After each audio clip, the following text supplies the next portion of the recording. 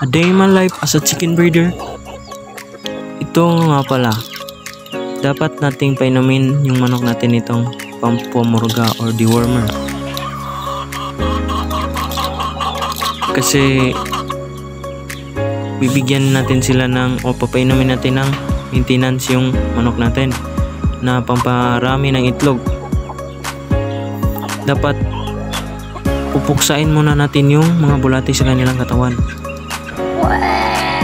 Ganun pala kung pumilatas ng manok o tignan kung pwede ba siyang painumin. If may itlog siya sa puwet niya, hindi natin painumin ng dewormer.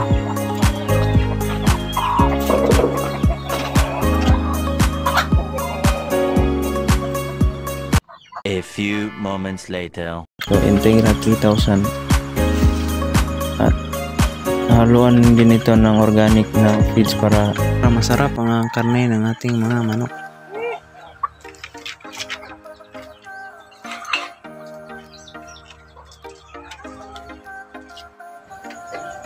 Ito naman yung vitamin na binibigay natin sa ating manok at itong egg 1000 na nagpaparami ng itlog.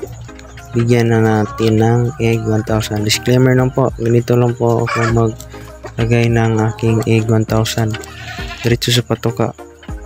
Yung iba kasi nilagay sa patubig nila o tulak na inumin.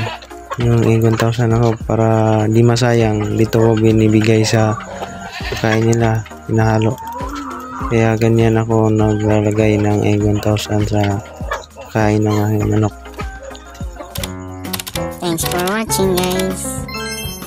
Don't forget to subscribe, like, and share.